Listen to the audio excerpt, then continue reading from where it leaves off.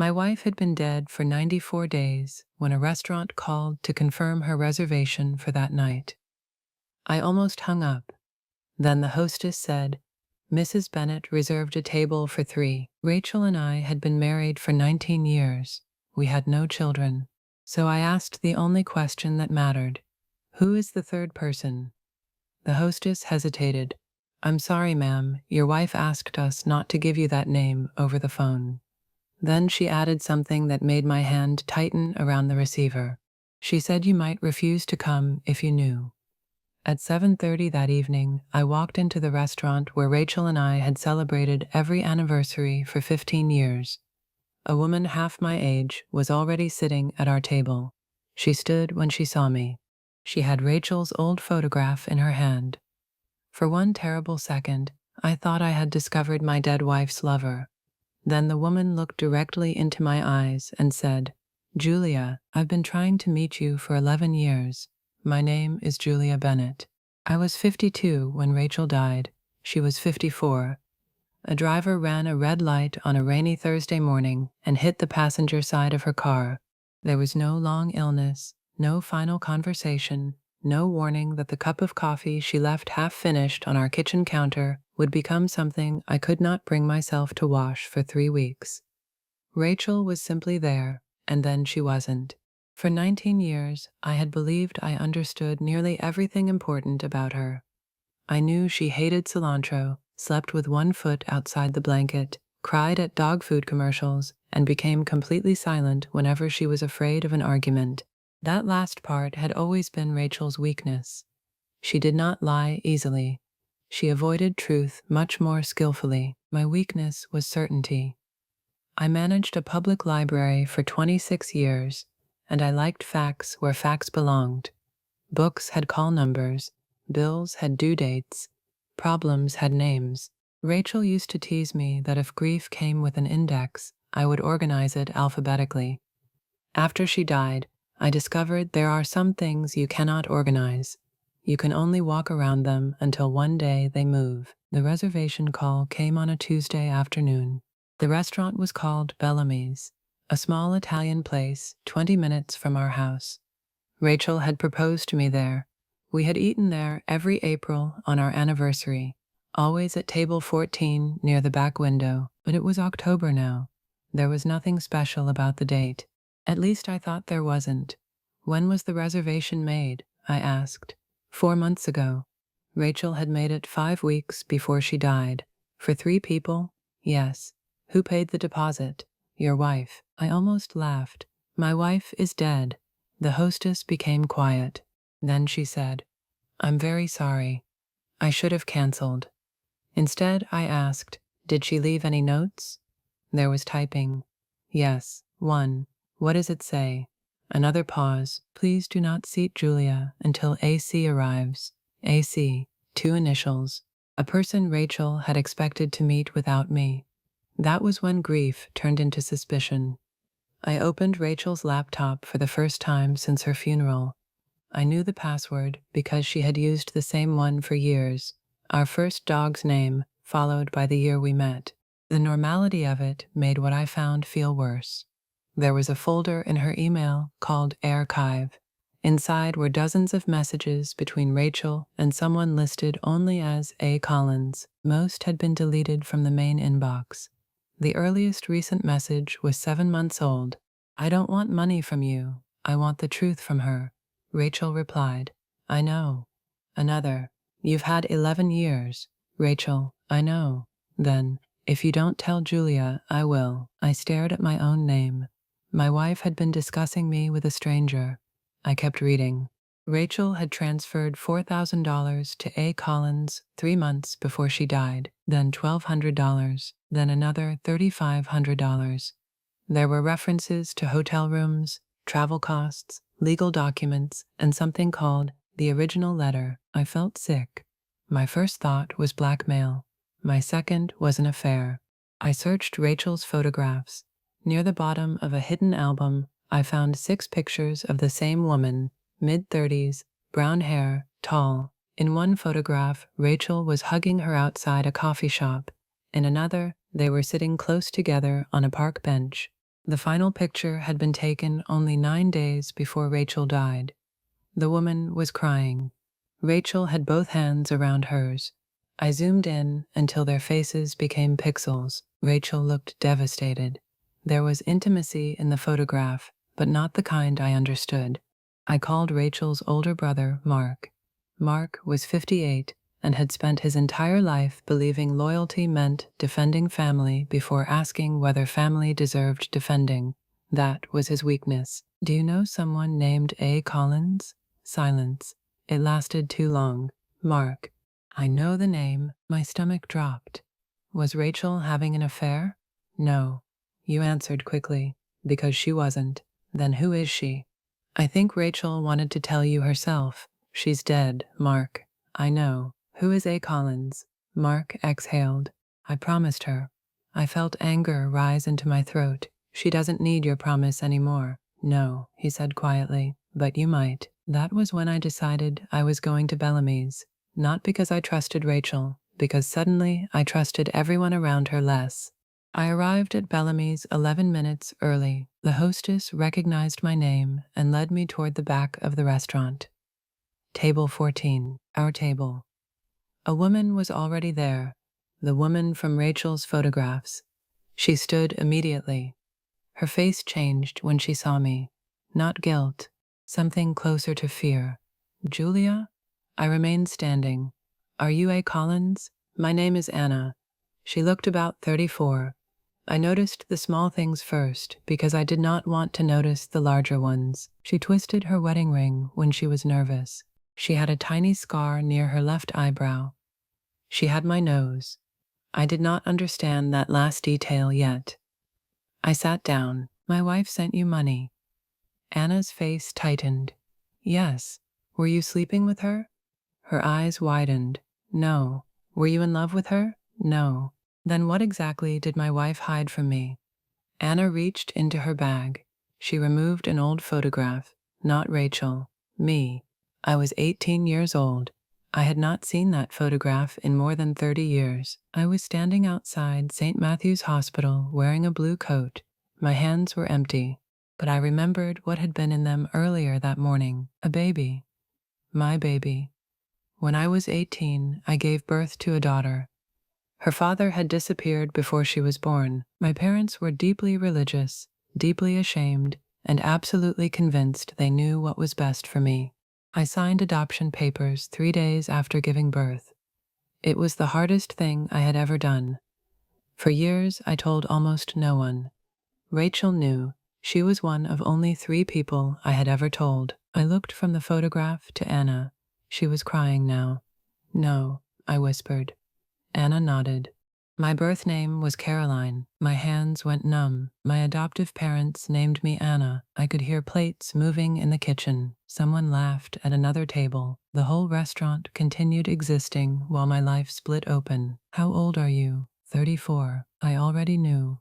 "How did Rachel know?" Anna looked at me for a long moment. Then she said the sentence that changed everything. "Because I contacted you 11 years ago." I told Anna she was mistaken. I said it 3 times. "You never contacted me." "Yes, I did. I would remember." "You never saw the letter." I stared at her. Anna explained that when she was 23, her adoptive mother gave her the documents from her closed adoption. Anna waited almost a year before doing anything. She was terrified I might reject her. Eventually, she found my married name through public records, Julia Bennett. Then she found an article online about Rachel winning a local architectural award. The article mentioned me as her wife. Anna did not write directly to me. She wrote to Rachel. That decision would shape 11 years of our lives. "I thought she could tell me whether you were happy," Anna said, "whether contact would hurt you." "What did you ask her?" Anna looked down. "I asked her to give you a letter." My throat tightened. "And she did?" Anna shook her head. "She told me she did." The waiter approached. Neither of us looked at him. Anna continued. 2 weeks later, I got a response. She removed a folded sheet of paper from her bag. It was an email printout from Rachel. "Anna, Julia received your letter. I'm sorry, but she does not want contact. She has asked me to tell you not to write again. She wishes you well. I read it twice, then a third time. That's a lie. I know that now. I never saw your letter. I know. My hands began shaking. Anna's anger finally surfaced. That message destroyed me. I'm sorry. You don't have to apologize, but I'm your. I stopped. I did not know what word I had earned. Mother? Birth mother? Julia? Anna looked away. For years I thought you had read everything I wrote and decided I wasn't worth answering. The pain in her voice was worse than anger. I whispered, "Why did you contact Rachel again?" Because 3 years ago I registered with a DNA service. A distant cousin matched with her. That cousin happened to know my younger sister. Anna eventually learned something Rachel had never expected her to learn.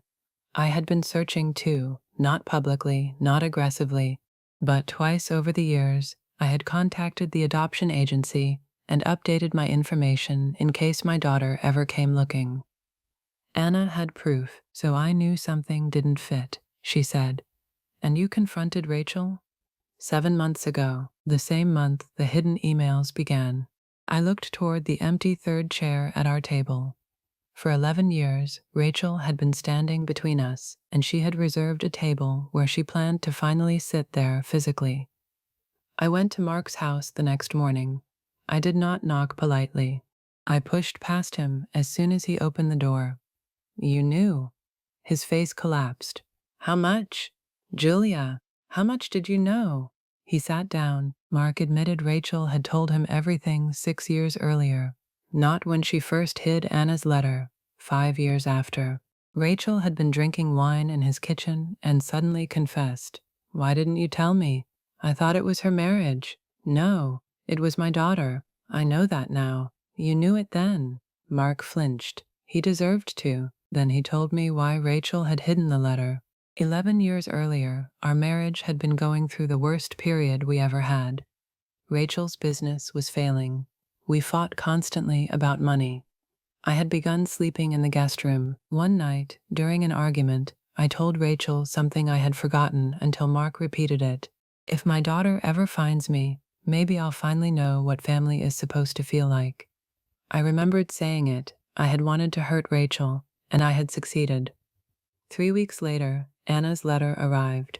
Rachel became convinced I would leave her, that finding my daughter would create a family in which Rachel had no place, so she hid the letter. Not because she hated Anna, because she was afraid of losing me.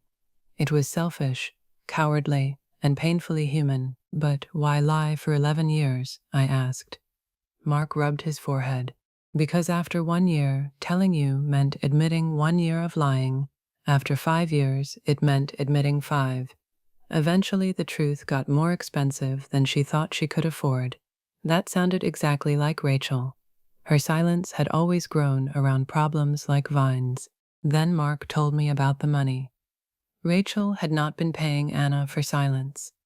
Anna had refused to meet me until Rachel paid back expenses Anna had accumulated during years of searching: investigators, agency fees, travel, legal consultations. Even then, Anna had not demanded it.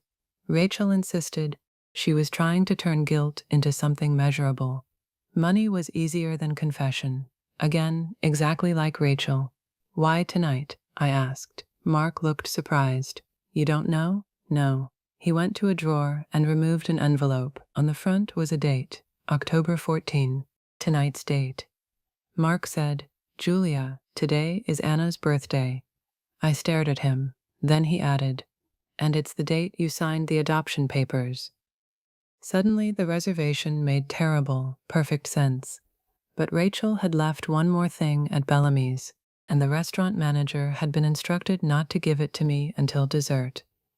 Anna almost did not return that evening. Neither did I. But at 7:30, we were both sitting at table 14 again, like people walking through a room filled with broken glass. Anna told me about her adoptive parents. They had been good people. Her father died 8 years earlier. Her mother, Susan, was still alive. I don't need another mother, Anna said. The sentence hurt. Then she added, but I would like to know you. That hurt differently. At 8:45, The restaurant manager approached us, carrying a small wooden box. "Rachel gave this to me in September," he said. "My wife had stood in this restaurant less than 2 weeks before she died. She told me to give it to you both after dinner, even if she lost her nerve and didn't show up."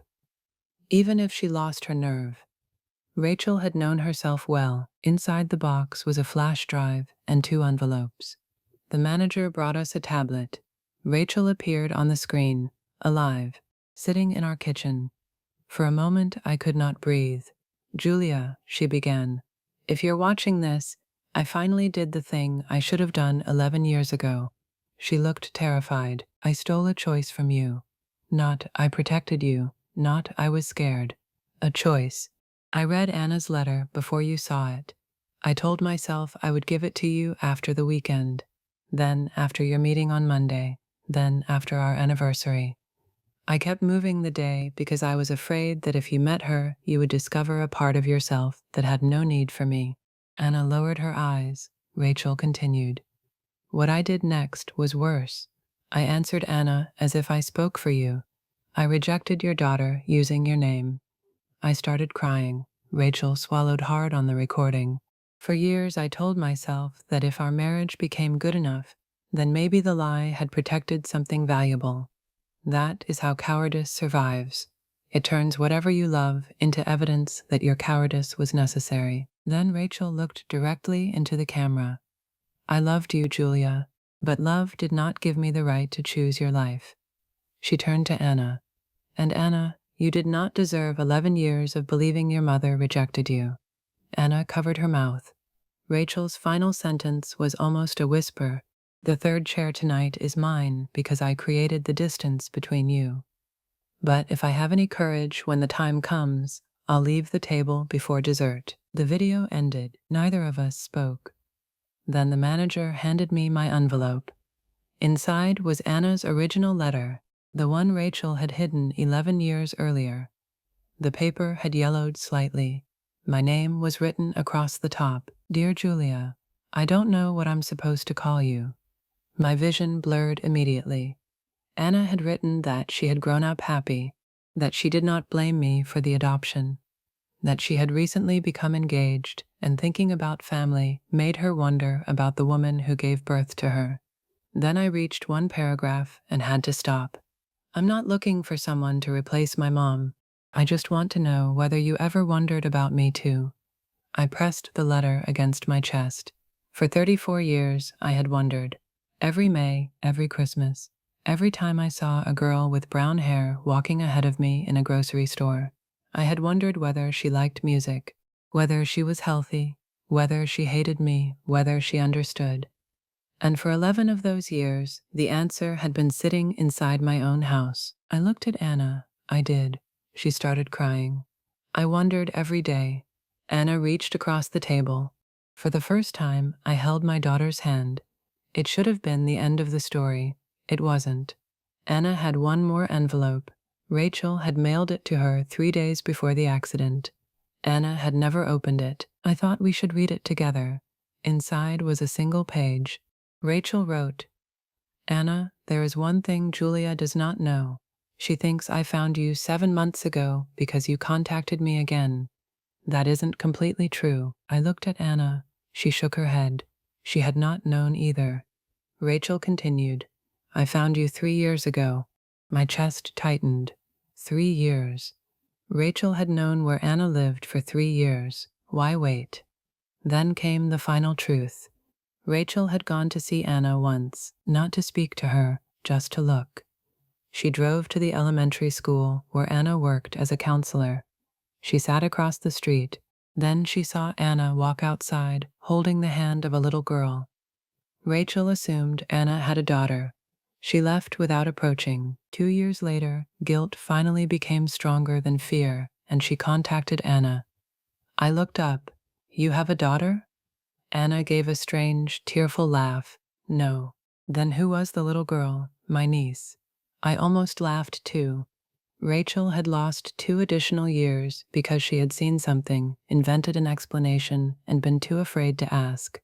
That had been her entire tragedy. She filled silence with the version she feared most. But there was one last line. Julia, I spent 19 years being afraid that someone could take you from me. I finally understand that people are not possessions.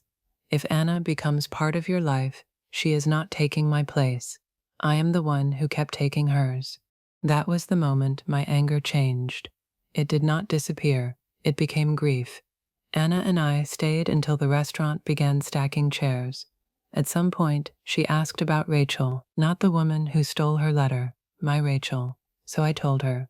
I told her Rachel sang badly while cooking, that she carried 20 pens in her purse but could never find one, that she once drove 4 hours back to a hotel because I had left my mother's ring there, that when my father died, Rachel slept on the floor beside me because I could not stand being touched but did not want to be alone. People are difficult that way.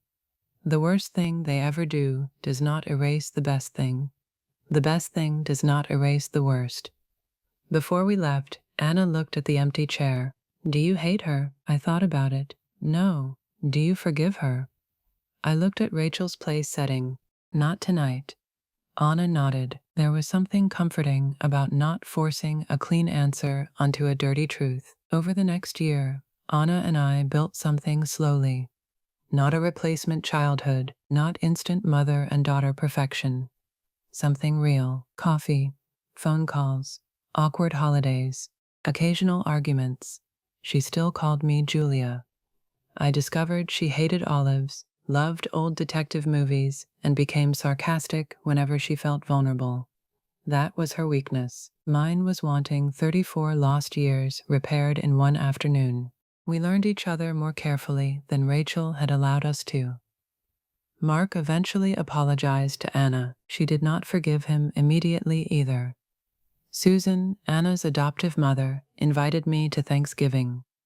I almost declined because I was terrified of meeting the woman who had raised my child. Instead, Susan hugged me at the door and whispered, "Thank you for giving me the best part of my life." I cried in her hallway for 5 minutes. A year after Rachel's death, Anna and I went back to Bellamy's on October 14. This time I made the reservation, table 14, for 2. The hostess asked whether we wanted the third chair removed. I looked at it for a moment. Then I said yes. Not because Rachel no longer mattered, because Rachel had spent 11 years sitting between us. She did not need to anymore. Before dessert, Anna handed me a birthday card. On the front she had written, "To Julia." Inside, "I still don't know what I'm supposed to call you, but I'm glad you came." I laughed and cried at the same time. Then I noticed something beneath her signature. P.S. Rachel was right about one thing. You really do organize everything. I looked across the table at my daughter. For the first time, Rachel's name did not feel like a wound. It felt like part of a complicated story that none of us had to lie about anymore. My dead wife had reserved a table for 3. In the end, only 2 of us needed to sit down. But it took the empty chair to finally bring us together. The deepest betrayals are not always committed by people who stop loving us. Sometimes they are committed by people who love us so fearfully that they begin making choices in our name. Rachel believed she was protecting her marriage, then protecting Julia, then protecting Anna from an old mistake. In reality, every year she stayed silent, made the decision less hers to make. Love can explain fear. It cannot turn control into kindness. And sometimes forgiveness does not mean deciding that what someone did was acceptable. It means accepting that a person can love you deeply, fail you terribly, and still be more complicated than either a hero or a villain. If you were Julia, could you ever forgive Rachel for hiding Anna's letter for 11 years? Do you think Rachel's fear makes her decision understandable, or did she cross a line the moment she answered Anna in Julia's name? And if you were Anna, would you have agreed to meet Julia after everything that happened? Write your opinion in the comments. Opinion in the comments. Opinion in the comments. Opinion.